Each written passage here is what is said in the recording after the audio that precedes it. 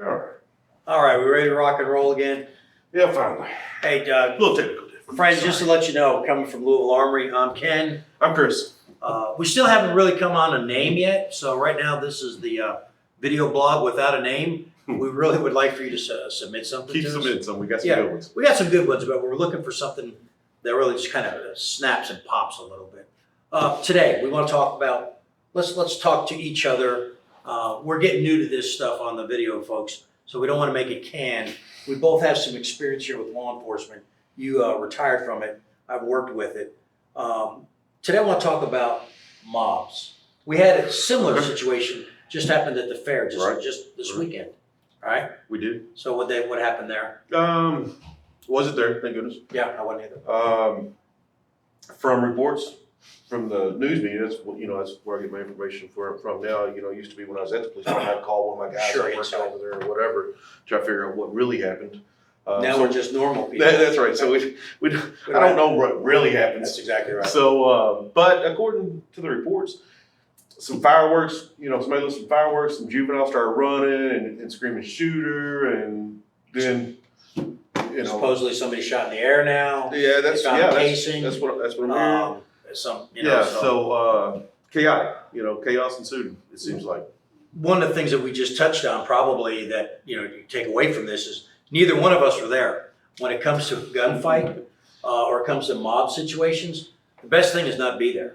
Right. I mean, not be there. After 20 years of being forced to be at all these events. Thunder, Derby, all that stuff. Man, I mean, it's like, I'm with you. I like living in Louisville. I'm from New Jersey originally. Been here almost 40 years, and I like Louisville. It's a large, big town, but about 1 million, right? About 1 million people there. But I don't have to meet them all in one night like at Thunder, especially especially if someone yells active shooter or they heard guns. I mean, what's going to happen? So, in a situation like that, you just got to get out. Yeah. You just have to find some, even if you're in the middle of a crowd and people are running, find something that you can use for cover. Cover can protect you not only from incoming rounds of ammunition, but also from incoming crowds of people. Right.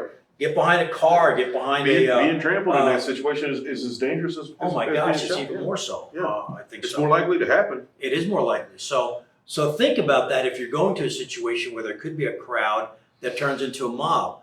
And mobs, there's psychological studies have shown that mob mentality just breeds. It's like people on drugs. Right. It just, people turn differently when they're in a mob than a normal crowd. Right. So what do you do if you're a concealed carry holder? What would you tell? We've got an article here that was put out by Guns America Digest, and this one's from August. And it's even talking about against mobs. So this kind of really just sparked our interest a little bit. Yeah, the actual title's when to draw. When to draw, concealed carry, a mob, and when to draw. Yeah, what do you do? I don't know, man. It's a hard time. Tougher for you because you're just out of the police. Right. Not even 2 years, right? Not 2 years. Not even 2 years. I've been involved with police, but I've always been a concealed carry holder. Right. So how you react as a police officer in a mob, Oh, yeah. especially if you're in uniform, Yeah. a concealed person.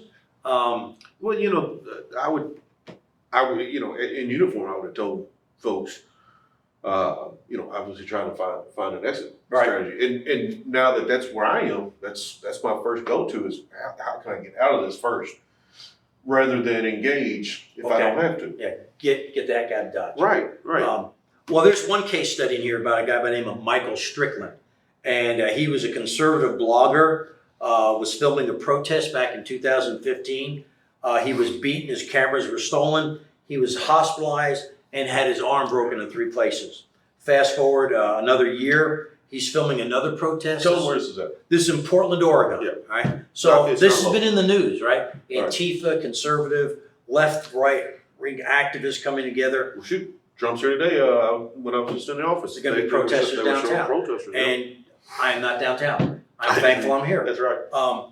But what happened with Mr. Strickland was that he was arrested and found guilty of 10 counts of unlawful use of a weapon, 10 counts of menacing, and 1 count of second-degree disorderly conduct. He's not yet been sentenced, and this article was just put out this month. But looking back at it, Remember what they said, why he got these counts Yeah, and charges? it doesn't say whether it's a jury trial or a judge trial. Right. But the weighing factors that played into the guilty verdict was the amount of ammunition he brought. He ended up bringing a 33 round extended magazine for his handgun and 5 additional mags. So they pointed at the fact of the sheer number of ammunition he brought. From a tactical perspective, I'd rather have more ammo than not. Right? From a tactical perspective. But in this instance, though, they pointed at that as he went there with a plan of engagement rather than having the for firearm self-defense. for self-defense. That's right. And that's what we're trying to get at, is that I've worked here at Louisville Armory for a number of years now, and we have people come in, and they'll come in with their Glock, and all of a sudden, I see something sticking out from their hip, and they've got a 33 round mag in there. And I'm like, if you want to shoot that at the range, that's one thing, but man, don't be carrying that out in public. That's just, because here's a case now. It's now case law, right? A guy who they arrested him and they found him guilty because when the crowd was coming at him, he drew his firearm and he pointed it at them. The writer of this article says probably been better off with a low ready position or the position Sewell pointed down, not pointing at the people, tactically scanning, which is a sound thing to do. But in that case, it was menacing. It became menacing. And that's a different law than what we have here in Kentucky. We don't have a menacing law that takes that, but we've got several other laws that would cover that. right.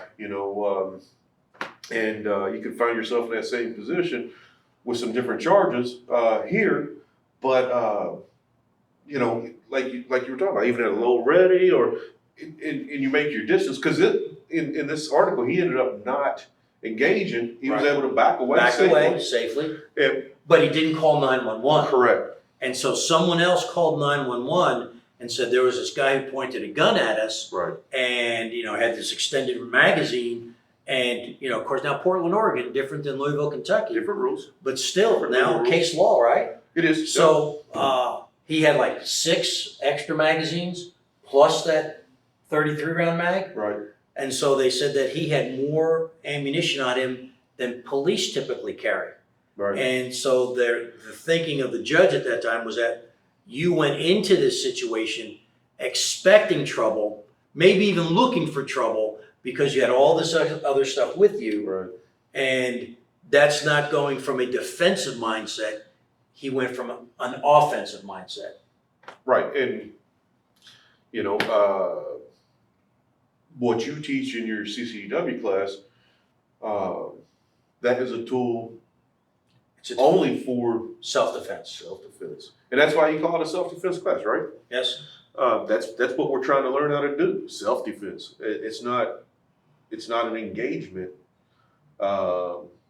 It's something to think about, folks. It If is. you're going to carry, first of all, know your situational awareness, know where you're going. Right. If there's a place you wouldn't go without a gun, don't think that just because you have a gun, now it's safe for you to go there. Right. That's just the wrong mindset. That's good. That's the wrong good advice. mindset. I never thought about that. We're not right. we're not police anymore. We're civilians, Right. right? So we're not going there to serve the law or anything like that. This firearm that I have on my person is for my protection or the protection of my loved ones. And I'm not going out there looking for a fight. Do I carry spare ammo? Sure I do. But am I carrying, like a mini pack for a minigun? No. Because that's a whole different mindset. So Right. tell us what you think. If you're in a mob situation, you're in a riot situation, a crowd starts to get out of control, the best thing you can do is you want to avoid it at all costs. You want to escape from there, evade it. God forbid if you have to use your firearm. We hope you never have to. But we do want you to prevail. But remember, knowledge is your best defense. All right? So your firearm is your last tool, not your first option. Right. So Let me wrap up for us. go. Make sure you subscribe to us. Hit the bell so you'll be alerted when we put new stuff up. Again, comment below and put name for us if you can think of one. We're still searching around a little bit. A topic you want to talk about? In a topic, we'll come up with a topic. But if you got something you want to hear about, let us know, and we'll definitely we may do an episode. We're looking to try to go live, so we'll see how that plans out too. Folks, we're doing this course. We want to promote Louisville Armory, but you want to know something? Louisville Armory takes it personally. We take it to heart. We're trying to provide a service for the people of our community that if you're going to own a firearm, we want you to be safe with it. We want you to be competent with it. We want you to be safe and competent with it, not just when you're at the shooting bay shooting, but when you're in the public at large, because it's a reflection on all of us.